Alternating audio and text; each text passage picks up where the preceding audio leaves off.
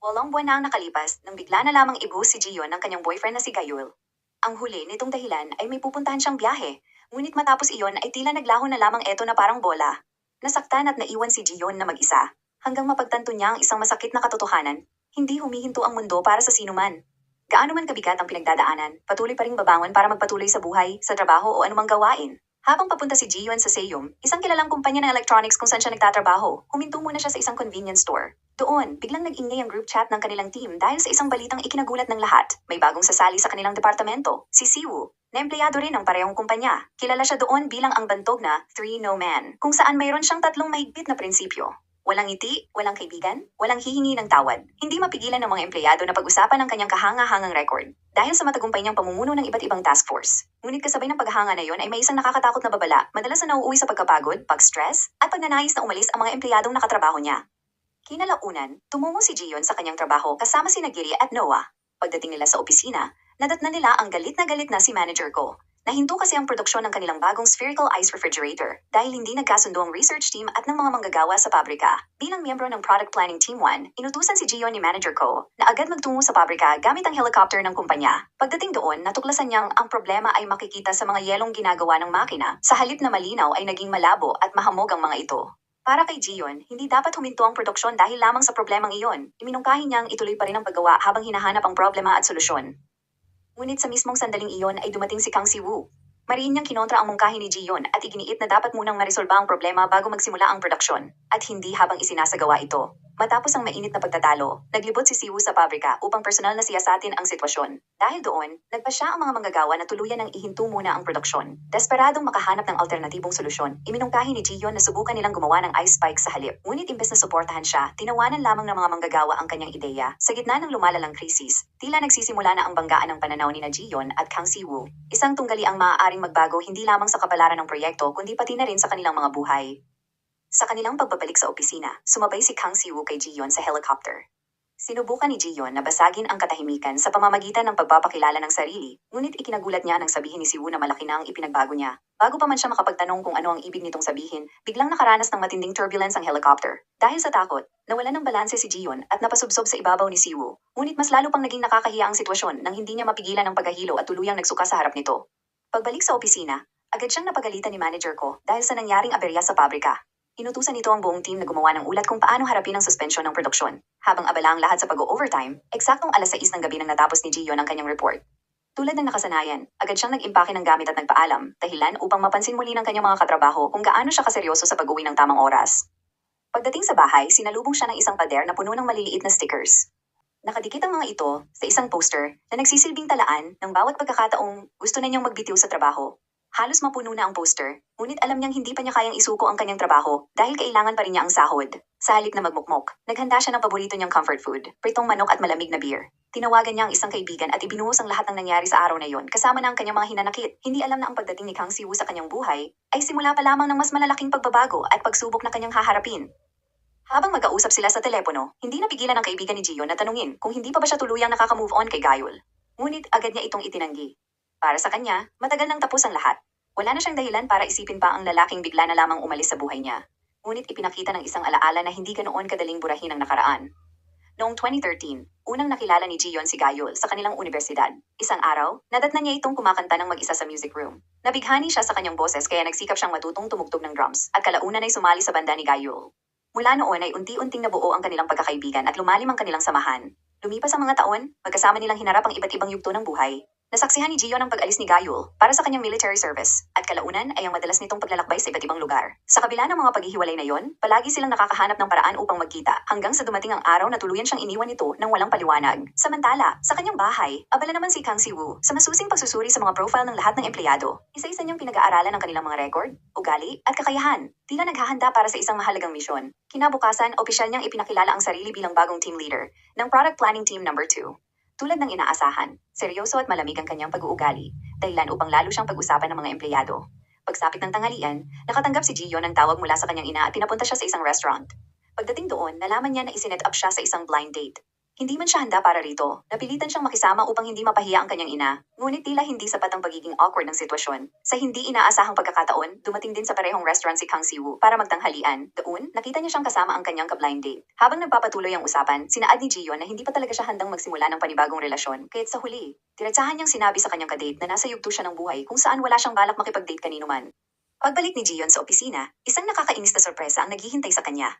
Kumakalat na sa online forum ng kumpanya ang balita tungkol di umano sa kanyang intimate na blind date. Dahil sa hinalang si Kang Siwoo ang may pakana nito, agad niya itong pinuntahan para kumprontahin. Ngunit matapos ang maikling pag-uusap, napagtanto niyang wala siyang kinalaman sa insidente. Habang nag-uusap sila, tinanong niya si Siwoo kung dadalo ba ito sa kasal ng kanilang katrabahong si Sujin mula sa ibang team. Ngunit gaya ng nakasanayan, maikli at malamig lamang ang naging sagot nito bago siya iniwang mag-isa. Hindi nagtagal, dumalo sina manager Ko at Jiyon sa isang mahalagang pulong kasama ang mga matataas na opisyal ng kumpanya. Habang ipinapakita ni manager Ko ang presentasyon tungkol sa plano para tugunan ang suspensyon ng produksyon ng refrigerator, napansin ni Jiyon ang isang bagay na hindi niya inaasahan. Ang buong presentasyon ay nakabatay sa report na siya mismo ang gumawa, ngunit ni isang beses ay hindi man lamang binanggit ni manager Ko ang kanyang pangalan o pagkilala sa kanyang kontribusyon. Sa inis, lihim niyang pinatay ang presentasyon at nagpanggap na nagkaroon lamang ng teknikal na aberya. Habang abala ang lahat sa pag-aakalang simpleng glitch lamang ito, napansin naman ni Kang Siwoo ang kakaibang reaksyon ni Jiyon at tila agad niyang nahulaan na may ibang nangyayari. Dahil dito, nagsimula siyang magtanong ng mas malalalim na detalye tungkol sa proyekto, bagay na ikinabahala ni manager Ko. Nang makita niyang nahihirapan itong sumagot, direkta niyang binalingan si Jiyon at tinanong kung ano ang sa tingin niya ay pinakamainam na solusyon sa problema ng refrigeration. Ito na sana ang perpektong pagkakataon para ilahad ni Jiyon ang ideya niya tungkol sa paggawa ng ice spikes, ang mungkahi niya na dati nang tinawanan ng mga manggagawa sa pabrika. Ngunit sa halip na magsalita, pinili niyang manahimik. At sa isang iglap, pinalampas niya ang pagkakataong maipakita ang kanyang kakayahan at may paglaban ng ideyang kaniyang pinaniniwalaan. Matapos ang pulong, kinausap ni Kang Siwoo si Jiyon at tinanong kung bakit hindi niya inilahad ang ideya niya tungkol sa ice spikes. Aminado si Jiyon na hindi pa siya ganap na kumpiyansa sa mungkahi at kailangan pa niya itong pag-isipan ng mabuti. Pagkatapos ng kanilang pag-uusap, umalis siya nang hindi namamalayang naiwan niya ang kanyang notebook. Maya-maya pa, natagpuan niyo ni Siwoo. Habang binabasa ang laman nito, nakita niya ang iba't ibang ideya, obserbasyon, at mga plano ni Jiyon tungkol sa trabaho. Bago umyo, sinabihan naman ni Gitay si Jiyon na kunin ang ambag ni Siwoo para sa wedding gift ng kanilang katrabahong si Sujin. Ngunit dahil naalala niya ang malamig na reaksyon nito nang mabanggit ang kasal, nagpasya siyang huwag na itong lapitan. Sa labas, habang naghihintay siya ng bus pauwi, biglang dumating si Siwoo at ibinalik ang kanyang notebook. Nagkataong pareho silang sumakay sa bus. At sa unang pagkakataon, nagkaroon sila ng mas mahabang pag-uusap. Ikinagulat ni Jiyon nang purihin ni Siwoo ang mga ideyang isinulat niya sa notebook. Isang bagay na hindi niya inaasahang marinig mula sa seryoso at istriktong leader. Habang lumalalim ang kanilang usapan, isang nakakagulat na katotohanan ang nabunyag. Si Kang Siwoo pala ay ex-husband ni Sujin. Dahil dito, mas naunawaan ni Jiyon kung bakit kakaiba ang naging reaksyon nito nang mabanggit ang nalalapit na kasal. Sa araw ng kasal, nagpadala si Jiyon ng mensahe kay Siwoo upang humingi ng paumanhin sa maling akala niya noon. Hindi naman ito nagalit. Sa halip, pabirong sinabi nitong ilibre na lamang siya ng inumin. Kinalaunan, inanyayahan ni Siwoo si Jiyon sa bar ng kanyang kaibigan. Habang naroon, tinanong niya si Jiyon kung kumusta ang kasal. Napagtanto ni Jiyon na kaya pala niya siya inaya doon ay para alamin kung anong nangyari sa kasal ni Sojin. Ngunit may mas malaking balitang ibinahagi si Siwoo. Natanggal siya sa trabaho. Labis na nagulat si Jiyon. Para sa kanya, imposibleng mangyari iyon sa isang taong kinikilala bilang pinakamahusay sa kumpanya. Ngunit bago pa man nila mapag-usapan ng husto ang sitwasyon, nakatanggap si Siwoo ng tawag mula sa kanilang presidente na si Han Ujin.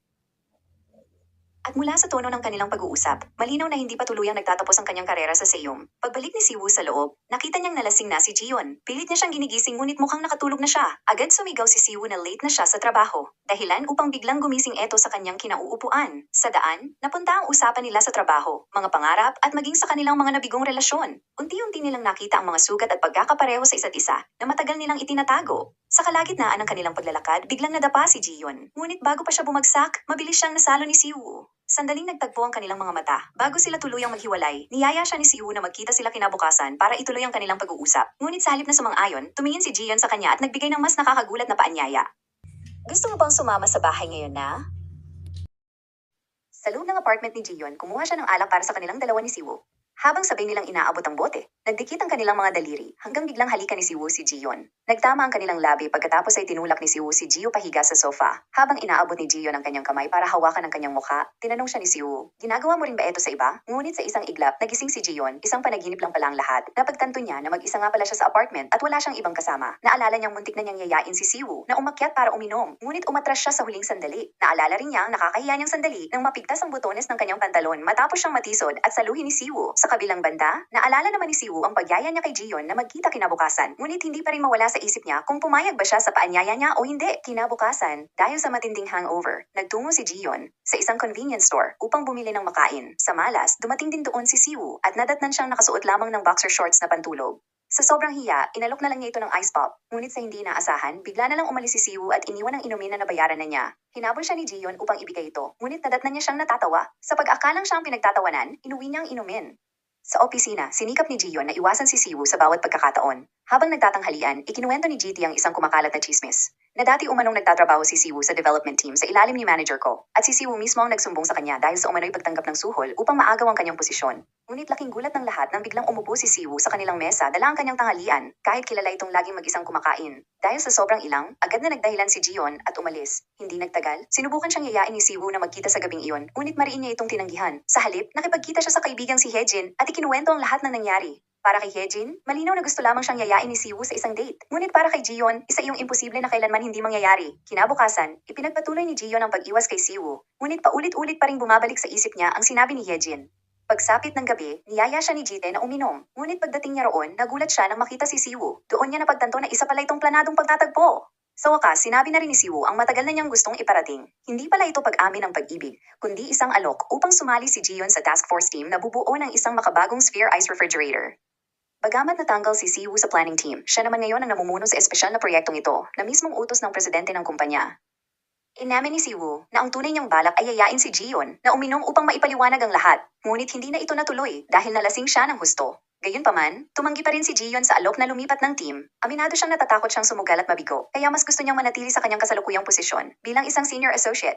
Iginalang ni Siwoo ang kanyang desisyon, ngunit nakiusap itong ilihim muna ang tungkol sa bagong task force. Pag-alis ni Siwoo sa restaurant, nagtungo siya sa isang repair shop na pagmamay-ari ni Youngmook, isang lalaking tila matagal na niyang kakilala. Doon, tahasan niyang inamin na katatapos lang siyang tanggihan ng babaeng kanyang gusto. Kinabukasan, opisyal nang inanunsyo ang pagbuo ng task force. Ikinuwento naman ni Gite na mismong si President Han ang nag-utos kay Siwoo na bumaba sa planning team at pamunuan ang espesyal na proyektong ito. Ngunit ang tanong ng lahat, isa nga ba itong malaking oportunidad o isang patibong na maaaring sumira sa kanilang karera? Samantala, abala si Jiyon sa pag-develop ng isang water dispenser na may voice assistant. Bumaba siya sa development team upang subukan ang bagong mikropono ng produkto at napatunayang mas mahusay ito kaysa sa dating modelo. Ngunit habang naroon siya, nasaksihan niya ang mahigpit na pagsita ni Siwoo sa isa sa mga empleyado. Nauwi ito sa pag-iyak ng baguhang babae, dahilan upang maguluhan si Jiyon sa tunay na pagkatao ni Siwoo.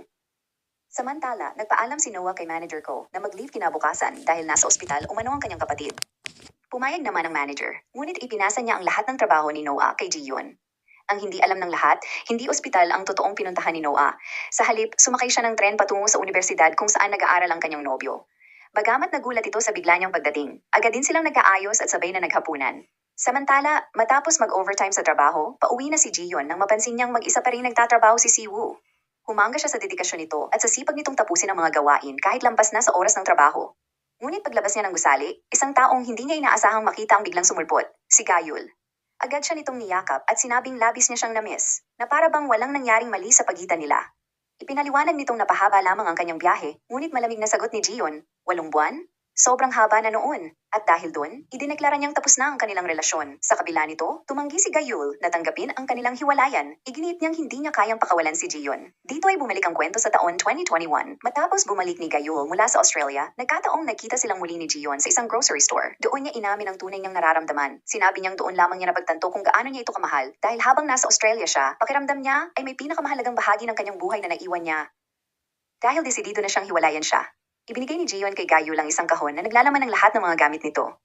Malamig niyang sinabi na tuluyan na siyang nakausad sa loob ng 8 buwang wala ito, ngunit sa halip na kunin ang kahon, iniwan lamang ito ni Gayul sa gilid ng kalsada. Nang makita iyon ni Jiyon, napabuntong hininga na lamang siya at muling iniuwi ang kahon sa kanyang apartment. Kinabukasan sa opisina, inutusan ni manager ko si Jiyon na gamitin pa rin ang lumang mikropono para sa water dispenser sa halip na ang bagong modelo na mas mahusay ang kalidad. Sinubukan niyang ipaglaban ang bagong mikropono dahil mas maganda ang performance nito. Ngunit, nanatiling matigas ang ulo ng kanyang manager at hindi nagpatinag. Makalipas ang ilang sandali, nilapitan siya ni Siwoo at biglang hinanap ang inuming binili niya sa convenience store na inuwi ni Jiyon kamakailan. Iginiit niyang isauli iyon sa kanya sa mismong gabing iyon. Ngunit alam ni Jiyon na isa lamang itong palusot upang magkaroon sila ng pagkakataong makapag-usap ng silang dalawa lang. Sa kanilang pag-uusap, ibinahagi ni Siwoo ang isang pangyayaring naranasan niya noong nasa ilalim pa siya ng pamamahala ni manager ko. Noon, Ipinilit ni manager ko na palitan ng isang piyesang wala namang depekto. Dahil doon, nagsimula siyang magsiyasat at nadiskubre niyang tumanggap pala ng suhol ang manager kapalit ng paggamit ng partikular na piyesa. Ngunit dahil walang sapat na ebidensyang nahanap laban dito, si Siwoo pa ang napilitang umalis sa kanilang team, habang si manager ko ay nanatiling ligtas sa anumang pananagutan. Sa kanilang pag-uusap, tuluyan nang ibinukas ni Siwoo ang kanyang puso. Inamin niyang matagal na niyang pinagmamasdan si Jion sa loob ng kumpanya. Nakita raw niya ang sipag, talino at kakaibang potensyal nito, mga katangiang unti-unting nawawala dahil sa maling pamamalakad ng kanyang kasalukuyang team. Sinabi ni Siwoo na mas malaki ang kaya niyang marating at muli niya itong inanyayahang sumali sa kanyang task force. Dahil sa mga salitang iyon, hindi napigilang kiligin ni Jion at tila muling nabuhay ang kanyang kumpiyansa sa sarili. Samantala, inihatid ng nobyo ni Noah ang dalaga sa istasyon ng tren. Ngunit habang paalis siya, biglang sinaad ng nobyo na gusto niya ng breakup. Nagkunwari na lamang si Noah na hindi niya narinig ang mga salitang iyon. Ngunit nang makalayo na siya, hindi na niya napigilan ang sarili. Kinabukasan, bumagsak ang katawan niya habang nasa opisina. Nang sabihin ni Jion kay manager ko na kailangan na itong dalhin sa ospital, imbes na mag-alala ay pinagalitan pa nito ang dalawa. Tinawag niya siyang payroll thief at inakusahan nitong nagpapanggap lamang. Hindi na nakatiis si Jion. Matapang niyang hinarap ang manager at sinabing ang ginagawa nito ay malinaw na workplace harassment at wala itong karapatang tratuhin ng ganoon ang kanyang mga nasasakupan. Dahil dito, napilitan si manager ko na payagang umalis si Noah, ngunit bilang kapalit, ibinuhos niya ang lahat ng natitirang trabaho kay Jion. Matapos maisakay si Noah sa taxi, napaisip si Jion. Naalala niya kung gaano siya kasaya at kapuno ng pangarap noong unang matanggap sa kumpanyang iyon. Ngunit ngayon, tila kabaligtaran na ang kanyang nararamdaman. Pagdating sa bahay, galit niyang isinulat ang kanyang resignation letter. Handa na sana niya itong ipadala, ngunit sa huling sandali ay nagdalawang isip siya. Habang nagliligpit, nakita niya ang notebook na minsang naiwan at nabasa ni Siwoo. Pagbukas niya rito, laking gulat niya nang makita ang mga isinulat nitong komento sa gilid ng kanyang mga ideya, mga papuri, mungkahi at mga salitang nagpapakitang matagal na siyang pinaniniwalaan at hinahangaan ni Siwoo. Lubos siyang naantig sa kanyang natuklasan. Kinabukasan, buong tapang siyang naglakad papasok sa opisina. Nilampasan niya si manager ko at dumiretso sa opisina ni Siwoo. Tinitigan niya siya mata sa mata at buong kumpiyansang sinabi, "Gusto kong sumali sa task force." Agad na iniabot ni Siwoo ang kanyang kamay. Ngunit nang akmang bibitaw na si Jion matapos makipagkamay, bahagya siyang hinila ni Siwoo palapit sa kanya, isang kilos na nagpakabog ng husto sa puso niya. Sa pagkakataong ito, inatasan ni President Han si Siwoo na pamunuan ng isang espesyal na task force para sa pagbuo ng bagong Sphere Ice Refrigerator. Sa kanilang pag-uusap, nabunyag ang tunay na layunin ni Siwoo, maging isang executive bago tuluyang bumalik sa Amerika. Ipinakita rin ang kanyang disiplinadong pamumuhay. Bawat umaga ay mahigpit niyang sinusunod ang schedule, rock climbing, pag-inom ng tsaa, at pag-inom ng mga supplements bilang paghahanda sa panibagong araw. Pagdating niya sa opisina, hindi niya inaasahang lalapitan siya ni Jion at buong tapang na sinaad, "Gusto kong masama sa iyong task force." Tutulman si manager ko. Agad siyang pinatahimik ni Siwoo sa paghila kay Jion palapit sa kanya, hudyat na opisyal na itong bahagi ng kanyang proyekto. Habang nagsisimula silang gumawa ng spherical ice refrigerator, lalong nalito si Jion sa ugali ni Siwoo. Minsan ay maalaga at mahinahon ito, ngunit sa susunod na sandali ay malamig at seryoso, bagay na lalong nagbalito kay Jion kung ano ba talaga ang pagkatao niya. Nang bumaba si Jion sa development laboratory, labis ang gulat niya nang matuklasang ginamit ni Siwoo ang ideyang minsan niyang iminungkahi, ang paggawa ng perpektong bilog na yelo sa pamamagitan ng unti-unting pagpapatigas ng bawat patak, katulad ng proseso ng pagbuo ng ice spikes. Ngunit hindi tulad ni manager ko na inangkin ang kanyang ideya. Ibinigay ni Siwoo kay Jion ang karampatang pagkilala sa harap ng buong koponan. Gayunpaman, hindi pa rin perpekto ang resulta dahil nananatiling malabo ang yelo, kaya't iniutos ni Siwoo sa buong team na yumanap pa ng paraan upang maging mas malinaw at mas elegante ang sphere ice. Pag-alis nila sa laboratorio, inatasan niya si Jion na gumawa ng detalyadong ulat tungkol sa kasalukuyang progreso ng kanilang proyekto. Pagbalik nila sa opisina, agad na pinagsabihan ni manager ko si Jion dahil hindi pa nito natatapos ang isang ulat bago siya lumipat sa bagong trabaho. Nauwi sa mainitang pagtatalo sina manager ko at Siwoo tungkol sa kung sino ang dapat humawak sa mga responsibilidad ni Jion. Ngunit bago pa lumala ang sitwasyon, kusang namagitan si Jion at nangakong tatapusin ang dalawang ulat bago matapos ang linggo, kahit pa nangangahulugan itong magsakripisyo ng kanyang oras at pahinga. Pagkauwian, ikinagulat ni Noah nang makita ang kanyang kapatid na naghihintay sa kanya sa labas ng opisina. Sa halip na matuwa, tila nahiya siya sa malatomboy na ayos nito, natatakot na baka husgahan siya ng ibang tao. Kinagabihan, nagkataong sabay na nag-out sina Jion at Siwoo. Tahimik ngunit kapansin-pansing ilang ang kanilang naging biyahe sa iisang bus. Mas lalo pang naging nakakailang ng mapagtanto ni Jion, naiisa rin pala ang daang tatahakin nila pa uwi, dahilan upang mabalot ng kakaibang tensyon ang kanilang paligid. Pagsapit ng weekend, hinarap ni Noah ang kanyang nobyong si Guwon sa pag-asang maaayos pa ang kanilang relasyon. Ngunit sa halip, tuluyan itong inamin na may mahal na siyang iba at wala na siyang nararamdaman para sa kanya. Sa matinding desperasyon, lumuhod si Noah at nakiusap na bigyan siya ng isa pang pagkakataon, ngunit walang lingon-likod na tinalikuran siya ni Guwon. Habang tahimik na umiiyak si Noah sa dalampasigan, isang estrangherong lalaki ang lumapit at marahang ipinatong ang kanyang sombrero sa ulo niya. "Takpan mo ang iyong luha," saad niya sabay alis. Pagkatapos ng simple ngunit makahulugang kilos na iyon, bigla itong tumakbo patungo sa dagat na nag-iwan ng isang misteryosong tagpo at maraming katanungan. Samantala, abala si Gion sa paggawa ng executive report na ipinapagawa ni manager ko. Napagtanto niya na naubos na pala ang kanyang buong Sabado para tapusin ang report. Sinubukan niyang sulitin ang natitirang oras sa pamamagitan ng pagluluto ng ramen upang kahit papaano ay makapag-relax na siya. Ngunit naputol ang kanyang tahimik na gabi nang tawagan siya ni Sungjun, ang matalik nilang kaibigan ni Gayul. Ikinuwento nito na ibinuhos ni Gayul ang lahat ng kanyang ipon sa pagbuo ng sariling album dahil pangarap niyang maitaguyod ang sarili at makasama si Gion habang buhay. Pansamantala siyang nakituloy sa bahay ni Sungjun, ngunit kinailangan niyang umalis nang dumating ang nobya nito. Dahil sa pag-aalala, tinawagan siya ni Sungjun kung dumiretso ba si Gayul sa bahay niya. Sa isang alaala mula sa nakaraan, ipinatugtog ni Gayul kay Gion ang isang kantang siya mismo ang sumulat. Humanga si Gion at sinabi niyang iyon ang dapat maging title track ng kanyang album. Ngunit para kay Gayul, hindi pa iyon sapat. Naniniwala siyang kailangan pa itong pagandahin at pagbutihin. Kinabukasan, isang video ng naturang awitin ang ipinadala ni Gayul kay Gion. Habang pinapanood niya ito sa istasyon ng tren, unti-unting bumuhos ang kanyang mga luha. Tila ba muling nabuhay ang lahat ng alaala at damdaming matagal niyang kinikimkim. Dahil sa matinding emosyon, nahuli siyang pumasok sa trabaho. Nagdulot ito upang sunod-sunod na magkamali sa mga gawaing dati naman niyang nagagawa ng maayos. Hindi ito nakaligtas sa mapanuring mata ni Siwoo, at agad siyang pinagsabihan at sinita sa kanyang pagiging pabaya, bagay na lalong nagpabigat sa kanyang nararamdaman. Kalaunan nagtungo si Gion sa klinik ng kumpanya dahil sa matinding pananakit ng sikmura. Pag-alaman na hindi siya natutunawan, matapos siyang suriin, pabirong sinabi ng nurse na ang tunay niyang sakit ay boss sickness. Tila sobra na raw ang epekto sa kanya ng kanyang boss na si Siwoo. Ngunit nagulat si Gion na naroon din si Noah dahil sa parehas na kondisyon. Nagpa siya silang magkape pagkatapos. Habang nagkakape, ibinuhos nila ang kani-kanilang hinaing tungkol sa kanilang magulong buhay pag-ibig. Isang masayang usapan na kahit paano ay nakapagpagaan sa bigat ng kanilang nararamdaman. Kinabukasan, maaga at masiglang pumasok si Gion sa opisina. Sama-sama nilang sinuri ang Sphere Ice Refrigerator at napansin nilang mas malinaw na ngayon ang mga nabubuong bilog na yelo kumpara noon. Ngunit para kay Siwoo, hindi pa rin iyon sapat. Nag-utos siyang pagbutihin pa ang proseso hanggang maging crystal clear ang yelo. Sa una, hindi sang-ayon si Gion. Para sa kanya, sapat na ang kalidad ng kanilang nagawa. Ngunit nagbago ang kanyang pananaw nang isama siya ni Siwoo sa bar ng kanyang kaibigan. Doon, nasaksihan niya kung paano ginamit ang isang napakalinaw na bilog na yelo sa paghahanda ng mamahaling inumin. Sa sandaling iyon, napagtanto niyang may malaking epekto pala ang perpektong linaw ng yelo. Hindi lamang sa itsura, kundi pati sa kabuuang karanasan ng customer. Pagkatapos ng kanilang pag-uusap, maingat na tinanong ni Siwoo kung ano ang nangyari sa kanya noong nakaraang araw. Tahimik na inamin ni Gion na tuluyan na silang naghiwalay ng kanyang nobyo, at sa pagkakataong ito, sigurado siyang wala nang balikang mangyayari. Pinag-usapan nila ang proyekto, at doon nakiusap si Gion na hayaan siyang pamunuan ng development team sa sarili niyang paraan. Pumayag si Siwoo, at naging kakaiba ang kanilang estratehiya. Sa harap ng kupunan, kunwari kinokontra at pinupunan ni Gion ang pagiging sobrang istrikto at mapilit ni Siwoo. Ngunit sa likod ng mga biro at reklamo, ginagamit niya iyon upang palakasin ang loob ng buong team at hikayatin silang pagbutihin pa ang kanilang trabaho. Unti-unti, naging epektibo ang kanilang good cop bad cop na taktika sa paglapit sa kuponan. Kalaunan, isang montage ang nagpakita kung paano buong sipag at dedikasyong nagtutulungan ng buong team upang mapabilis ang pagbuo ng Sphere Ice Refrigerator. Habang abala ang lahat sa kani-kanilang gawain, biglang tinanong ni Gion si Siwoo, "Ayos ka lang ba?" Napatigil si Siwoo at halatang nagulat sa tanong. Sandali siyang napatulala, ngunit nang mapansing tila nalito siya, hindi na pinalawak pa ni Gion ang usapan. Pagkatapos ng trabaho, muling nagkasalubong ang dalawa sa grocery store. Dahil mas malaki ang diskwento kapag maramihan ang binibili, napagkasunduan nilang pag-isahin na lang ang kanilang grocery. Matapos mamili, inalok ni Siwoo na ihatid si Gion pa uwi. Habang nasa biyahe, muling binalikan ni Siwoo ang tanong ni Gion sa kanya sa opisina. Nais niyang malaman kung bakit nito tinanong kung ayos lang ba siya. Tahimik na sumagot si Gion at binanggit na baka nahihirapan na siya. Sinaad niya na hindi biro ang mag-isa lalo na sa trabaho, kaya naisip niyang kamustahin ito.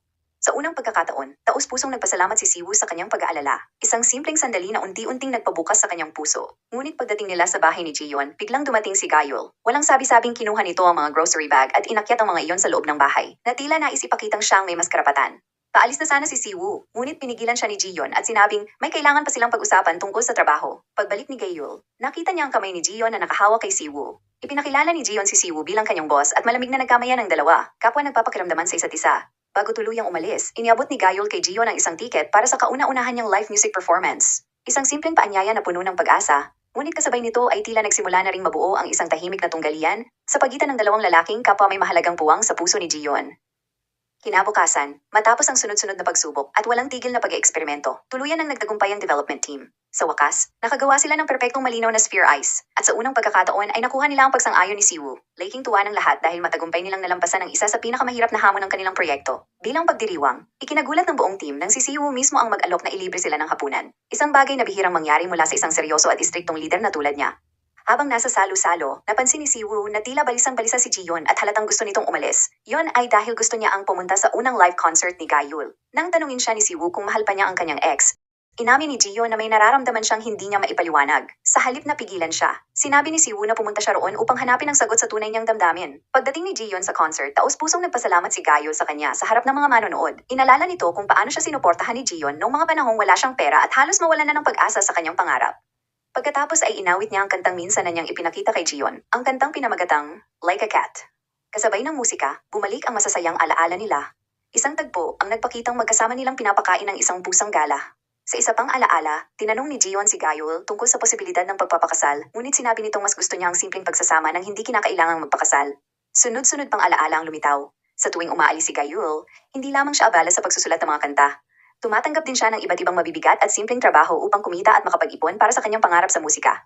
Hanggang mabunyag ang isang masakit na katotohanan. Dumating pala si Gayul sa bahay ni Jiyeon noong gabing balak sana siyang yayain nitong magpakasal. Ngunit nang mapagtanto niyang magpo-propose si Jiyeon, natakot siyang harapin ang sitwasyon. Sa halip na kumatok sa pinto, tahimik siyang umalis at nagpadala na lamang ng mensaheng nagsasabing kailangan niyang umalis.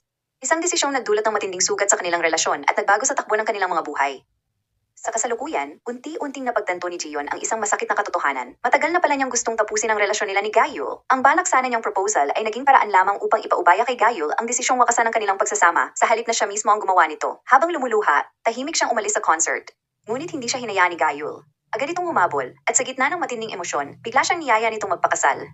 Isang alok na huli nang dumating, sa panahong unti-unti nang tinatanggap ni Jiyeon na kailangan na nilang maghiwalay. Samantala, mabilis ding natapos ang team dinner. Dahil wala si Jiyeon, kapansin-pansing naging tahimik at kulang sa sigla ang samahan ng buong grupo, na para bang siya ang nagbibigay buhay sa kanilang mga pagtitipon. Pag-uwi ni Siwoo, napatingin siya sa mga nakadikit na tala sa kanyang bintana, mga dahilan kung bakit dapat niyang kunin si Jiyeon sa kanyang team. Isa-isa niya itong binasa, hanggang sa mapako ang kanyang tingin sa huling nakasulat. Napapangiti niya ako. Sa simpleng linyang iyon, tila unti-unting nilinaw ni Siwoo ang damdaming matagal na niyang hindi namamalayan. Kinabukasan, maagang pumasok si Jiyeon sa opisina. Napansin agad ni Siwoo ang namamaga nitong mga mata, palatandaan ng magdamag na pag-iyak. Maingat niya itong tinanong kung nagkabalikan na ba sila ni Gayul. Tahimik na umiling si Jiyeon at sinabing, "Hindi na, tuluyan na kaming naghiwalay." Matapos marinig ang sagot, bahagyang ngumiti si Siwoo bago siya muling nagsalita. Sa pagkakataong ito, hindi na tungkol sa trabaho ang kanyang tanong. "Libre ka ba ngayong weekend?" Pagkatapos ng konsyerto, nagpatuloy sa tahimik na pag-uusap sina Jiyeon at Gayul. Sa gitna ng malamig na gabi, buong puso itong nagtapat na handa na siyang magpakasal sa kanya.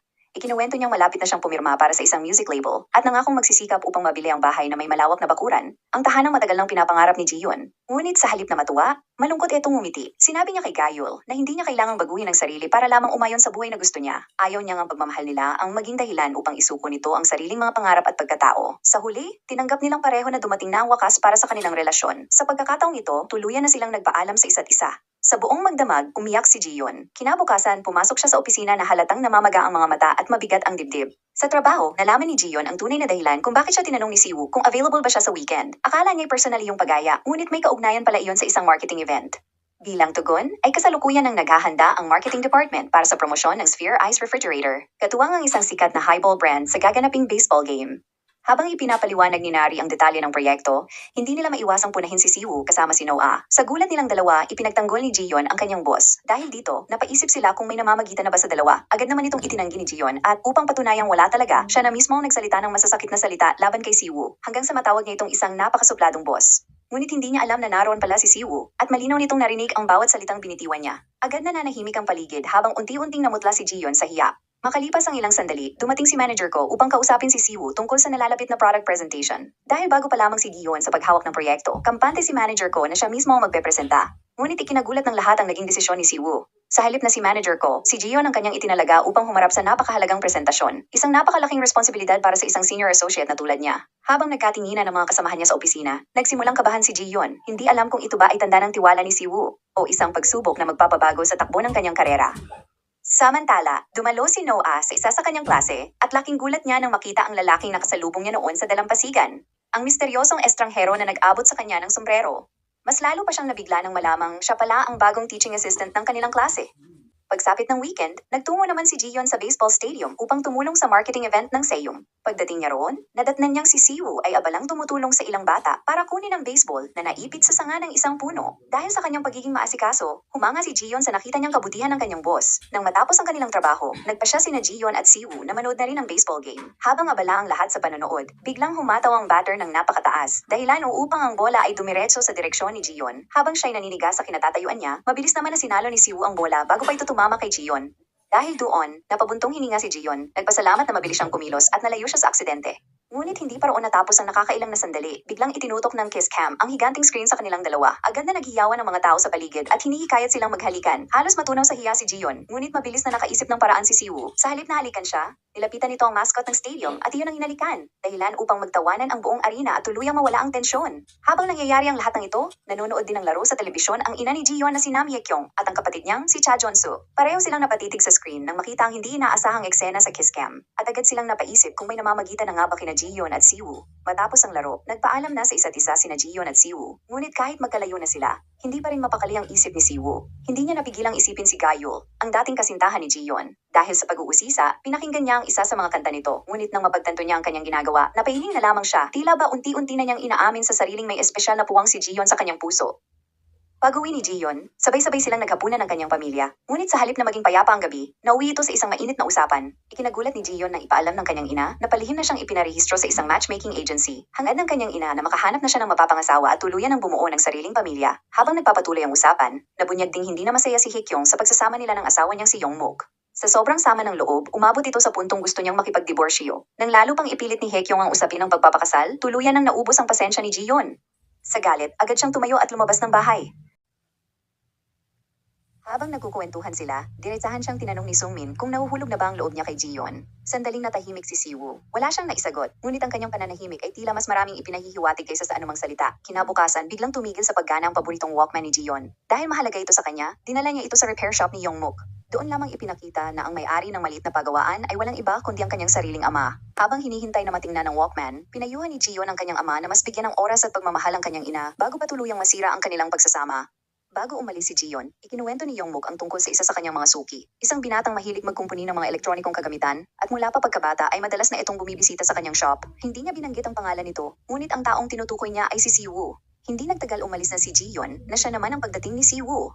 Nang makita ang sirang Walkman, kusa siyang nag-alok na subukang ayusin ito, na para bang may espesyal na halaga rin sa kanya ang bagay na yon. Kinabukasan, habang nakatulog si Jiyon sa tren papunta sa opisina, napanaginipan niya si Siwoo. Pagkagising niya, hindi niya maiwasang mamula at malito sa sarili. Tila ba unti-unti nang gumugulo ang kanyang damdamin. Pagdating sa opisina, sinalubong siya ng panibagong problema. Kumalat sa online forum ng kumpanya ang video ng kanilang eksena sa kiss cam sa baseball stadium. Sinubukan ni Nari na ipaliwanag na bahagi lamang iyon ng kanilang trabaho, ngunit sa halip na humupa ang usapan, lalo lamang lumala ang mga chismis. Marami ang muling bumatikos kay Siwoo at kung ano-anong masasakit na salita ang ibinato sa kanya. Samantala, mas lalong nasaktan si Jiyon nang marinig niyang pinag-uusapan siya ng ilang empleyado. Iniisip ng mga ito na baka isa na naman siyang magiging biktima ni Siwoo. Habang tahimik siyang nakikinig, unti-unting nabalot ng pag-aalala ang kanyang isip dahil alam niyang ang mga maling akala at chismis ay maaaring makasira hindi lamang sa kanilang reputasyon, kundi pati na rin sa relasyong unti-unti pa lamang nabubuo sa pagitan nila. Sa mga sumunod na araw, masinsinang sinanay ni Siwoo si Jiyon para sa nalalapit nitong product presentation. Halos wala itong pinalampas na detalye at paulit-ulit siyang itinutuwid sa bawat pagkakamali.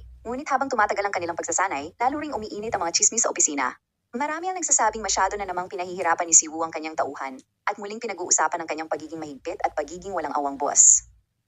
Lalong naging tensyonado ang sitwasyon nang magkasabay na sumakay sa elevator sina Siwoo, Jiyon, Sujin, at Manager Ko. Habang pababa sila, sinadya ni Manager Ko na banggitin ang pangalan ni Lee Young-hun, isa sa mga dating junior ni Siwoo. Ayon sa kanya, nauwi umano sa therapy ang binata matapos magtrabaho sa ilalim ni Siwoo, na para bang gusto nitong ipaalala sa lahat kung gaano kahirap makatrabaho ang kanilang direktor. Naging mabigat ang katahimikan sa loob ng elevator, habang si Jiyon ay nanatiling tahimik. Samantala, nakatanggap naman ng tawag si Noah mula sa teaching assistant ng kanyang klase na si Lee Jae-in. Hinuling nitong isauli niya ang sombrerong ipinahiram nito noong una silang nagkita. Dahil dito, nagtungo si Noah sa isang club kung saan nagtatrabaho si Jae-in bilang DJ. Sa pagkikita nila, napansin agad ni Noah na tila dahilan lamang niyang sombrero upang muli siyang makita ng binata. Kaya naman diretsahan niya itong sinabihan na huwag mag-isip ng kung ano dahil malaki ang agwat ng kanilang edad. 20 years old na siya, samantalang 23 pa lamang si Jae-in. Ngunit sa halip na umatras, ibinunyag ni Jae-in na naroon siya sa restaurant noong araw na iniwan siya ng dating nobyo nitong si Guwon. Alam niya ang lahat ng nangyari, kaya iminungkahi niyang gumanti ito upang maibalik ang kanyang dignidad. Sakto namang umilaw ang cellphone ni Noah. Lalong naginit ang kanyang ulo nang mabasa niyang ikinakalat pala ni Guwon. Sa iba na siya raw ang nangulit, naghabol, at nagmakaawang magkabalikan sila. Sa sobrang galit at kahihiyan, tuluyan nang nagbago ang isip ni Noah. Matatag niyang hinarap si Jae-in at sinabing handa na siyang sumama sa plano nitong paghihiganti. Samantala, sa opisina, napansin ni Siwoo na tila namumutla at nanghihina si Jiyeon. Pilit pa rin itong nagtatrabaho kahit halatang hirap na ang kanyang katawan. Hanggang sa tuluyan na siyang mawalan ng lakas at muntik nang bumagsak. Hindi na nagdalawang isip si Siwoo. Agad niya itong sinalo, binuhat sa kanyang mga bisig at balak dalhin sa ospital. Habang buhat siya, ipinaliwanag ni Jiyeon na isa lamang sakit sa puson ang nararamdaman niya at hindi kailangan magpatingin sa doktor. Dahil doon, dinala siya ni Siwoo pauwi. Doon, hindi pa rin nawawala ang pag-aalala ni Siwoo. Matapos makatulog ng ilang oras, dahan-dahang nagmulat ng mga mata si Jiyeon. Sa kanyang malabong paningin, nakita niyang may isang lalaking nakaupo sa tabi niya. Inabot nito ang mainit na lugaw at mahinahong sinabi na kumain muna siya bago inumin ng gamot. Pagkatapos ay marahang hinawakan ng kanyang noo upang tingnan kung bumaba na ang kanyang lagnat. Sa isip ni Jiyeon, si Gayul ang taong nasa kanyang harapan. Ngunit nang luminaw ang kanyang paningin, napagtanto niyang si Siwoo pala ang buong gabing nag-alaga sa kanya. Dahil sa matinding pagod at lagnat, hindi na niya napigilang muling matulog habang nananatiling tahimik si Siwoo na nagbabantay sa kanya. Kinabukasan, araw na ng pinakahihintay para sa product presentation. Dahil wala pa si Jiyeon, naghanda na si Siwoo na siya na mismo ang haharap sa entablado. Ngunit sa huling sandali, dumating si Jiyeon. Bagamat bahagya pa rin nanghihina, determinado siyang tuparin ang responsibilidad na ipinagkatiwala sa kanya. Sa simula, napakahusay ng kanyang presentasyon gamit ang English na salita. Maayos niya na ipaliwanag ang bawat detalye ng produkto at tila hawak na niya ang buong atensyon ng mga nakikinig. Ngunit biglang nagkaroon ng malakas na ingay ang mikropono. Nataranta si Jiyeon at sandaling nablangko ang kanyang isip. Sa mismong sandaling iyon, tahimik na itinaas ni Siwoo ang kanyang kamao at idiniin ito sa kanyang dibdib bago dahan-dahang huminga. Isang simpleng senyas lamang iyon, ngunit agad na naalala ni Jiyeon ang itinuro niya noon kapag kinakabahan, huminga ng malalim at ipagpatuloy lang ang ginagawa. Ginawa iyon ni Jiyeon, pinakalma ang sarili at ipinagpatuloy ang presentasyon ng may panibagong kumpiyansa. Sa pagkakataong ito, wala nang nakapigil sa kanya. Tinapos niya ang kanyang presentasyon ng buong husay, dahilan upang mapabilib ang lahat ng naroon. Pagkatapos ng matagumpay na presentasyon, inimbitahan sila ni President Han sa isang hapunan. Ngunit magalang na tumanggi si Siwoo at sinabing mayroon na silang naunang plano. Sa halip, dinala niya si Jiyeon sa isang simpleng team dinner upang ipagdiwang ang kanilang tagumpay. Habang kumakain, napansin ni Jiyeon ang isang kakaibang ugali ni Siwoo. Tuwing nagugustuhan nito ang pagkain o isang bagay, hindi ito ngumingiti. Sa halip, lalo pa itong naging seryoso. Dahil dito, napatawa si Jiyeon at tinawag niya itong simangot ng pag-aproba, isang ekspresyong tanging si Siwoo lamang ang gumawa. Pag-uwi niya sa bahay, napansin ni Jiyeon ang baseball na sinalo ni Siwoo upang iligtas siya noong nasa stadium sila. Tahimik niya itong pinagmasdan bago kumuha ng panulat at isinulat dito ang mga salitang, "We're a team." Sa simpleng mensaheng iyon, unti-unti niyang kinilala ang isang katotohanang matagal na niyang iniiwasan, na hindi na lamang sila boss at empleyado. Sa bawat pagsubok na kanilang nalalampasan, mas lalo nilang nagiging sandigan ang isa't isa, at ang samahang nagsimula bilang trabaho ay unti-unti nang nagiging isang espesyal na ugnayan. Pagsapit ng umaga, muling nagliyab ang online forum ng kumpanya. Ngunit sa pagkakataong ito, hindi chismis o paninira ang laman ng mga usapan. Isang mahabang mensahe ang ibinahagi ng empleyadong si Lee Young-hon na matagal nang naka-medical at paternity leave.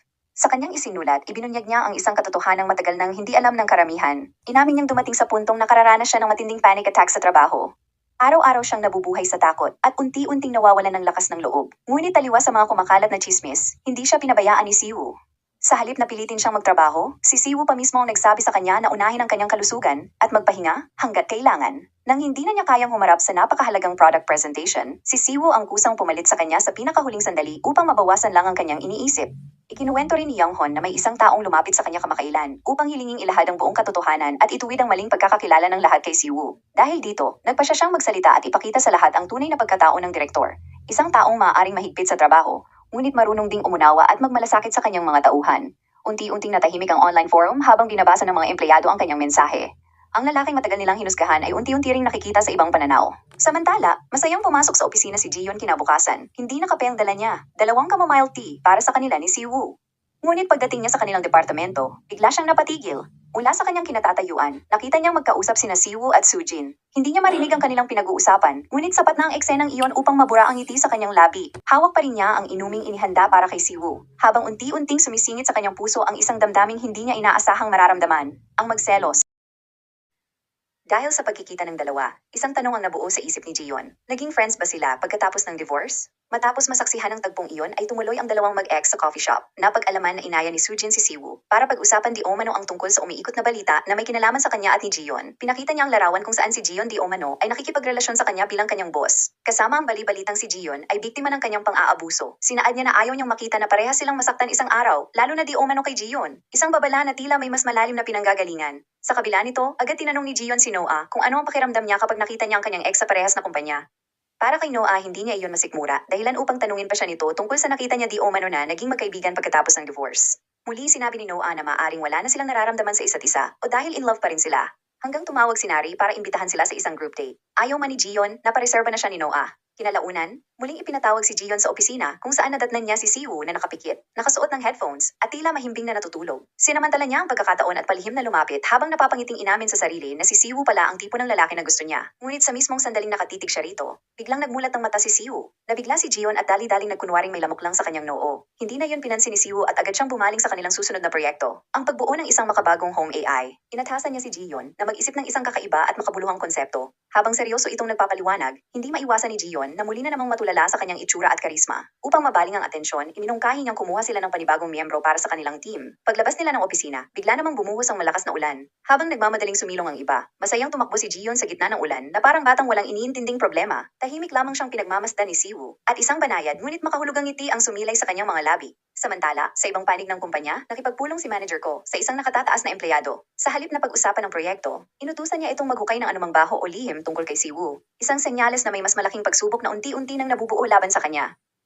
Hindi nagtagal, nagsimula nang mag-interview sina Gion at Siwoo ng mga aplikanteng maaaring idagdag sa kanilang team. Isa sa mga dumalo si Nari, na umaming ililipat siya palabas ng marketing team kaya umaasa siyang mabibigyan ng panibagong pagkakataon. Matapos ang interview, ipinaalam ni Siwoo kay Gion na kalahating araw lang siyang magtatrabaho dahil sa isang personal na lakad.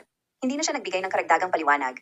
Ngunit nang makita ni Gion na may hawak itong isang bouquet ng bulaklak, nagsimula siyang mag-isip kung para kanino yon. Sandali niyang inakalang para kay Sujin. Ngunit agad ding nawala ang hinalang iyon nang makita niyang nasa opisina pa rin si Sujin. Sa halip, pinayuhan pa siya nito na marami siyang matututunan kay Siwoo. Binigyan pa siya nito ng token bilang pasasalamat sa pagdalo sa kanyang kasal. Kalaunan, nagtungo si Siwoo sa Columbario upang gunitain ang death anniversary ng kanyang ina. Nakaharap din niya ang kanyang ama, na nagsasabing balak nitong ibenta ang kanilang bahay at lumipat sa probinsya upang magsimula ng panibagong yugto ng buhay. Samantala, pag-uwi ni Gion ay dumiretso muna siya sa convenience store. Doon ay nakita niya si Siwoo na pumaroon upang mamili ng inumin. Hindi pa rin maalis sa isip niya ang sinabi nitong hindi na niya kailangan sabihin sa kanya ang mga lakad niyang personal. Dahilan upang hindi niya eto pinansin kahit pa nakatayo na siya sa harap niya. Kinagabihan, hindi pa rin makamove on si Gion kung saan ba talaga pumunta si Siwoo sa araw na iyon. Paulit-ulit niyang hinanap ang kanyang account sa internet, ngunit wala siyang makita tungkol sa kanyang whereabouts. Hanggang malaman niya na isa pala siyang mechanical engineer at naging Hall of Famer. Nalaman din niya na nakatanggap ito ng maraming parangal habang nasa college pa. Ngunit napahinto siya nang mapansin ang regalong ibinigay ni Sujin. Para bang bigla siyang natauhan at kinuwestiyon ng sarili kung bakit ganoon na lamang siya kaabala sa pag-iisip tungkol kay Siwoo. Sa huli, nag-text siya kay Noah, nasasama siya sa group blind date, isang desisyong maaaring magbukas ng panibagong kabanata sa kanyang buhay o lalo lamang magpalito sa kanyang nararamdaman. Samantala, sinimulan na ni Noah ang kanyang planong paghiganti sa tulong ni Jae-in.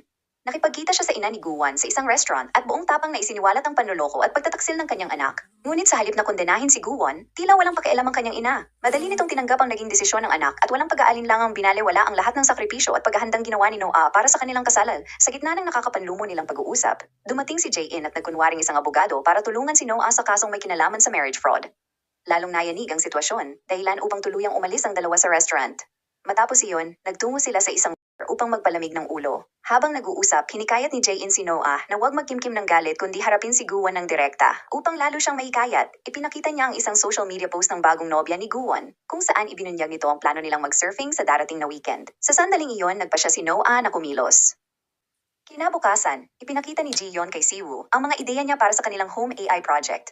Gayunpaman, ipinunto niyang mahihirapan silang subukan ng mga ito dahil wala silang sariling laboratorio. Ngunit ikinagulat niya ang naging sagot ni Siwoo, ang bahay pala nito mismo ang nagsisilbing testing lab. Nilagyan niya ito ng iba't ibang AI-powered na kagamitan upang masubukan ang mga produkto sa aktual na pang-araw-araw na paggamit bago ilabas sa merkado. Dahil dito, nagtungo silang dalawa sa bahay ni Siwoo upang ipagpatuloy ang proyekto. Humanga si Gion sa matalinong robot vacuum cleaner nito at doon niya naisip ang isang mahalagang ideya. Ang kanilang pangunahing target market ay mga lalaking nasa edad 30 anyos pataas, walang asawa, at namumuhay ng mag-isa, katulad ni Siwoo.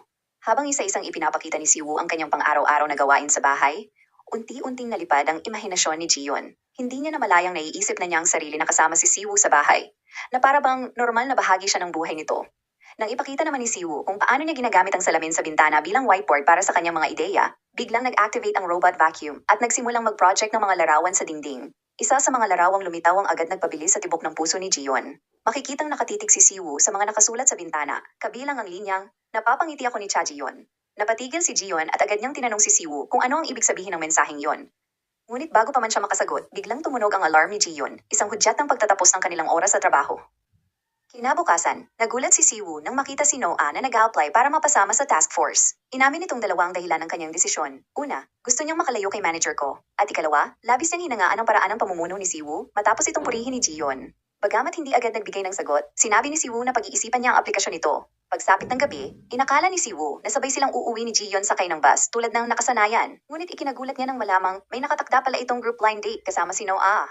Bahagya siyang napaisip at pabirong sinabi, "Sana dinagdagan ko na lang ang iyong trabaho." Naiwan tuloy si Jiyeon na naguguluhan kung ano nga ba talaga ang ibig sabihin ng kanyang sinabi. Habang papunta si Jiyeon sa blind date, nagkataong ang venue pala nito ay ang bar na pagmamayari ng kaibigan ni Siwoo, na tila isa na namang pagkakataong pinagtagpo sila ng tadhana. Samantala, nakipagkita si Siwoo kay Kitty, na sa halip na magsumite ng aplikasyon ay AI proposal ang ipinasa para sa task force. Ipinaliwanag ni Kitty na bilang ama ng kambal at haligi ng kanyang pamilya, hindi niya kayang magtrabaho ng kasing haba ng oras na hinihingi ng proyekto. Sa kabila nito, nakita ni Siwoo ang malaking halaga ng karanasan at husay ni Kitty sa larangan ng AI, kaya inalok niya itong sumali sa task force at pinayagang pumasok ng mas maaga at umuwi ng mas maaga kung kinakailangan. Gayunman, nilinaw niyang pansamantala lamang iyon dahil kapag naging matagumpay ang proyekto, babalik na siya sa Amerika. Labis ang tuwa ni GT at agad niyang tinanggap ang alok. Bago sila maghiwalay, isiniwalat din niya ang isang lihim na ikinagulat ni Siwoo. Si Jiyeon pala ang humiling kay Younghon na magsalita at linawin sa publiko ang mga maling usap-usapan tungkol sa kanya. Dahil dito, unti-unting napagtanto ni Siwoo kung gaano kalaki ang tiwala at malasakit na ibinibigay sa kanya ni Jiyeon. Habang nasa group blind date, nagsagot sina Jiyeon at ang kanyang kadate sa mga tanong na nakasulat sa mga prompt cards upang mas makilala ang isa't isa. Nang mabunot ang tanong na, "Ano ang huling bagay na nagpabilis sa tibok ng puso mo?" Biglang nagsunod-sunod sa isip ni Jiyeon ang lahat ng masasayang sandali nila ni Siwoo. Mga simpleng sandaling hindi niya namalayang naging espesyal na pala sa kanya. Sa pagkakataong iyon, tuluyan niyang inamin sa sarili ang katotohanang matagal na niyang iniiwasan. Nahuhulog na pala ang loob niya kay Siwoo. Samantala, sa kanyang bahay, tahimik na nakatitig si Siwoo sa pangalang Cha Jiyeon na nakasulat sa kanyang glass whiteboard. Habang inaalala ang mga sandaling magkasama sila, isang mensahe mula sa kanyang kaibigan ang dumating. Ipinabatid nitong kasalukuyang nasa bar si Jiyeon para sa isang blind date. Agad na nabahala si Siwoo, na tila hindi niya kayang palampasin ang pagkakataong iyon. Sa kabilang banda, matapos ang unang bahagi ng blind date, nagtungo na ang iba sa ikalawang round, ngunit naiwan sina Noah at Jiyeon. Doon naman nakatanggap si Jiyeon ng mensahe mula kay Kitty na nagbabago sa kanyang mood. Ibinunyag nito na kapag naging matagumpay ang home AI project nila, babalik na si Siwoo sa Amerika.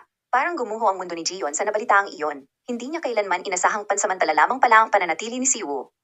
Ang kasiyahang naramdaman niya ay napalitan ng pangamba at lungkot. Samantala, dali-daling nagtungo si Siwoo sa bar upang makita si Jiyeon. Ngunit pagdating niya roon, huli na ang lahat. Nakauwi na ito. Muli na namang naunsyami ang pagkakataon nilang magkausap, habang lalo namang lumalalim ang damdaming unti-unti nilang natutuklasan para sa isa't isa. Habang naglalakad pa uwi, hindi mapigilan ni Jiyeon na balikan ang kanyang mga naging karanasan sa pag-ibig. Noon, hindi siya nagdadalawang isip na sumugal sa isang relasyon. Ngunit ngayon, dala pa rin niya ang sakit ng minsang pagkabigo. Ayaw na niyang muling maranasan ang parehong kirot, kaya mas pinili niyang pigilan ang sariling mahulog ng tuluyan. Sa gitna ng kanyang pagkalito, tinawagan niya si Siwoo. Laking gulat niya nang makita itong nakatayo sa kabilang panig ng kalsada, tahimik na nakatingin sa kanya. Para bang matagal na itong naghihintay. Mahinahon siyang tinanong ni Siwoo, "Tatawid ba ako papunta sa'yo?" Ngunit sa halip na papuntahin siya, mariing sumagot si Jiyeon at sinaad, "Huwag na." Alam niyang kapag hinayaan niyang lumapit ito, baka tuluyan ng manaigang damdaming pilit niyang nilalabanan. Pagkatapos ng ilang sandaling katahimikan, buong bigat niyang sinabi ang desisyong matagal nang gumugulo sa isip niya, "Gusto kong umalis sa task force." Nabigla si Siwoo sa kanyang narinig. Hindi lamang ito simpleng pagbitiw sa isang proyekto, tila isa itong pagtangka upang ilayo ang sarili sa isang bagay na pwede ulit mangyari. Bago pa makaalis si Jiyeon, agad siyang hinabol ni Siwoo para kausapin. "Bakit gusto mong umalis sa task force? Hindi ba't excited ka sa bagong project?" Tanong ni Siwoo. "Dahil temporary lang naman eto. Total natapos na ang unang project at may bagong team member. Pwede na akong umalis." Sagot ni Jiyeon. Binanggit ni Siwoo na naging matagumpay ang una nilang project dahil maganda at masaya ang kanilang naging samahan. Ngunit diretsahang sinabi ni Jiyeon na nahirapan siya sa kanya. "Sinasabi mo ba na ako ang dahilan kaya't gusto mong umalis?" Tanong ni Siwoo. Nang hindi siya masagot ni Jiyeon, sinabi ni Siwoo na may mga taong darating at aalis ngunit ang kanyang career ay mananatili pa rin. "Magkunwari na lang ako na walang narinig." Ulalas ni Siwoo, sabay alis. Dumiretso siya sa kanyang kaibigan na nagtatanong kung nagtapat na ba siya kay Jiyeon. Nagulat si Siwoo sa kanyang tanong, dahilan upang sabihin niya na nakita niya siyang hinahabol si Jiyeon matapos malamang nakipag-date eto. Gayunpaman, binanggit ni Siwoo na ang pinoproblema niya ngayon ay ang pag-alis ni Jiyeon sa task force. Nag-aalala siya na maaring ang dahilan ay baka napansin niyang may gusto siya sa kanya. "Bakit hindi mo ligawan? Sabihin mong gusto mo siya. Sabihin mong in love ka sa kanya." Bulalas ng kanyang kaibigan. Para kay Siwoo, hindi yon magandang hakbang. Dahil baka lalong lumayo si Jiyeon sa kanya. Sinaad niya na hindi siya magtatapat, ngunit hindi rin siya papayag na aalis siya sa task force. Kinabukasan, natanggap ni Noah ang resulta ng kanyang application para sa task force team. Sinaad ni Siwoo na hindi siya nakuha, at sinabihan siyang manatili muna sa trabahong gusto niyang gawin kaysa lumipat ng trabaho dahil lang sa taong gusto niyang makatrabaho. Samantala, nag-file si Jiyeon ng leave at agad nakipagkita sa kanyang kaibigan. Diretsahan niyang pinagtapat na nagkagusto siya sa kanyang boss. Ngunit nang malaman niyang diborsyado eto at ex siya ng kanyang mentor, sinabihan niya si Jiyeon na huwag nang ituloy. Tinanong niya si Jiyeon kung gusto niyang makipagbalikan kay Gayul, ngunit sinaad niya na ayaw na niyang bumalik sa isang relasyong hindi matatag. Nang banggitin niyang aalis na siya sa task force, pinagalitan siya nito at sinaad na huwag niyang isugal ang kanyang trabaho dahil lang sa isang lalaki. Paulit-ulit yon na pinag-isipan ni Gion, hanggang biglang tumawag si Siwoo. Ngunit hindi niya iyon sinagot dahil lalo siya di umanong malulungkot. Pagdating niya sa apartment, nagulat siya na naroon si Siwoo na naghihintay. Anong ginagawa mo dito? Tanong ni Gion. Gusto ko lang sabihin na ang kumpanya ay pabagsak na. Bulalas ni Siwoo bagay na pinagtaka ni Gion. Ngunit ang sabihin niyang pabagsak na ang kumpanya dahil wala siya doon, wala nang nasabi si Gion kundi tanungin siya. Seryoso ka?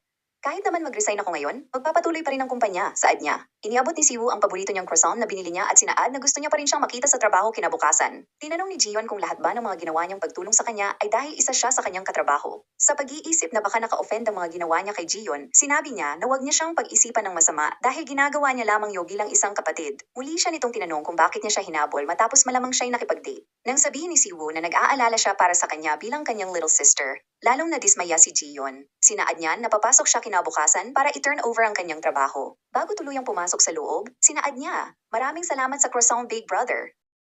Gayunpaman, hindi maiwasang magtaka ni Siwoo kung bakit parang galit eto sa kanya. Sa loob, habang kinakain ni Gion ang croissant, unti-unti niyang napagtanto na minsan, dahil sa pinapakitang kabutihan ng iba, napagkakamalan niya na ginagawa nila yon dahil espesyal siya, pero ang totoo, ang bawat isa ay may kanya-kanyang interes kaya nika ginagawa iyon. Kinabukasan dumating ang bagong team member na sina Giti at Nari. Nang makita nila si Gion ay lubos silang natuwa, dahil kahit papaano ay magkakasama na sila. Ngunit hindi nagtagal, napansin nila na parang may kakaibang lamig na bumabalot sa kanya at ni Siwoo. Dahil doon, agad nagsuhestyon si Nari ng team building para mas makilala nila Diomano ang isa't isa. Sinegundahan naman iyon ni Giti sa pagsasabing naranasan na niyang magkaroon ng hindi pagkakaunawaan noon pero naayos yon pagkatapos ng isang team building. Agad kumontra si Gion na magsasayang lang sila ng budget at oras pero bilang kanilang manager, pumayag si Siwoo sa suhestyon. Pagdating ng weekend, nagpaturo si Noah kay Jae-in na mag-surfing. Matapos umahon ay naisipan nilang magpalamig muna ngunit nakasalubong nila si Gawon at ang bago niyang girlfriend. Agad nagtago si Noah sa likod ni Jae-in sa kadahilanang hindi siya Diomano handa. Ngunit tinulak siya nito para makita siya, bagay na kinagulat ni Gawon. Tinanong niya si Noah kung ano ang ginagawa niya doon at kung sino ang kasama niya. Agad lumapit si Jae-in upang makipagkamay at pinakilala ang sarili bilang boyfriend ni Noah. Nagulat si Noah at sinabihan siya, "Hindi eto ang usapan natin," ngunit lalo niya siyang hinawakan ng palambing bagay na kinataranta ni Noah. Napag-alaman na walang kaalam-alam ang babae, na siya ay ex ni Gawon at ang matindi. Pinalabas niya Noah na pinsan niya si Noah imbes na girlfriend niya. Matapos bumili ng pampalamig, nagharap ang apat at doon. Tinanong ni Gawon kung paano nagkakilala si Noah at Jae-in. Ayaw magkwento ni Noah ngunit agad sinabi ni Jae-in na nagkakilala sila sa dalampasigan matapos niya siyang makita na umiiyak dahil iniwan siya ng boyfriend niya. Nagalit ang girlfriend ni Gawon at sinabing walang bayag ang lalaking nanakit sa kanya, dahilan upang mapagtanto ni Noah na walang kaalam-alam ang babae sa ginawa ni Gawon sa kanya. Gusto niyang ihayag ang ginawa ni Gawon at buhusan eto ng malamig na yelo, ngunit pinili niyang tumahimik. Sa huli, nagpasalamat sila sa oras at umalis. Tinanong ni Jae-in si Noah kung bakit hindi siya nagsalita gayong nasa kanya na ang pagkakataon. Sa totoo lang, nang malaman kung walang kinalaman ng girlfriend niya sa nangyari at mukhang mahal naman nila ang isa't isa, napagtanto ko na mabuting hayaan na lang sila, paliwanag niya. Gusto kong gumanti at makita siyang nahihirapan, ngunit napagtanto ko na makakaganti ako kapag nakita niyang mas masaya ako ngayon kumpara noong kami pa, dagdag niya. Sa pagkakataong iyon, mukhang mas masaya na nga siya dahil may kaibigang pumalit sa kanya, isang kaibigang nakakaintindi at handang dumamay, anumang oras na kailangan niya. Sa bahay, habang nag-iimpake si Gio ng gamit para sa outing, nakita niya ang first album ni Gayul na nakatago sa drawer. Doon ay muli niyang sinaad na sa susunod. Hinding-hindi na siya papasok sa isang relasyon na alam niyang hindi magtatagumpay. Hanggang dumating na nga sila sa lugar kung saan nila isasagawa ang team building. Napansin ni GT ang hindi magandang nangyayari kina Gion at Siwoo, kaya't agad niyang kinausap si Gion. "Alam ko, may nangyayari sa inyong dalawa. Sa kilos niyo pa lang, napaghahalataan na," saad niya. Gayunpaman, sinaad ni Gion na walang isyu kung hindi niya kinakausap ang kanilang boss. Hanggang dumating si Nari, na nagsasabing nakalimutan nilang bumili ng tubig. Gusto ni Siwoo na siya na lang ang pumunta ngunit may ibang plano si GT. Ang gamitin ng badminton para magkaroon ng oras ang dalawa. Dahil natalo sina Siwoo at Jijon, sila ang umalis para bumili. Pagkabalik, tinanong ni Siwoo si Gion, "Ano ang gusto mong gawin ko para manatili ka sa team?" "Gusto ko na wala kang gagawin," malamig niyang sagot. Bagay na lalong nagpalungkot kay Siwoo. Habang pinag-uusapan nila ang project, nagbigay si Nara ng suhestyon kung saan gagamit sila ng web drama series para doon ipakilala ang home AI na gagawin nila. Para maisagawa ito, nagsuhestyon si Gion na gumamit ng upgraded refrigerator para sa experiment, dahilan upang ipamahala ni Siwoo ang task na iyon sa kanya. Kalaunan, tinanong ni Gion si Siwoo kung bakit siya ang ginawang in charge gayong aalis din naman siya. "Dahil ayaw kong umalis ka, dahil ikaw lang ang kinikilala ko na maaasahan sa team," paliwanag niya. Gayunpaman, nanatiling matigas si Gion. Kalaunan, matapos kumain at mag-bonfire, naiwan ang dalawa. Gustong ayusin ni Gion ang mga naiwang kalat at sinabihan si Siwoo na baka pwede nang tumigil sa pag-inom nang makapagligpit na siya. Gayunpaman, hindi pumayag si Siwoo. Hinintay ko ang pagkakataon na to para makausap ka. Ipaliwanag mo sa akin ngayon, ano ang totoong dahilan at gusto mong umalis sa task force? Tanong niya. Nagpatuloy pa rin si Jiyon sa kanyang rason dahil ayaw na niya siyang makatrabaho. Gayunpaman, sinaad ni Siwoo na noong una, akala niya nang siya ang may kasalanan. Ngayon, napag-isip-isip ko na marahil may iba kang dahilan, isa kang puzzle na mahirap resolbahin, ulalas niya. Dahil doon, pinili ni Jiyon na wag na makipag-usap pa. Nang paalis na siya, agad siyang pinigilan ni Siwoo. Pakiusap, huwag kang aalis sa team, saad niya. Tiningnan siya ni Jiyon at sinaad. Aalis ka din naman pagkatapos ng project na to, di ba? Pero bago mangyari iyon, uunahan na kita. Buti ikaw may pupuntahan. Pero ako, may iwang mag-isa, bago pa mangyari iyon, gusto kong mahanap ng lugar kung saan ako talaga, paliwanag ni Jiyon.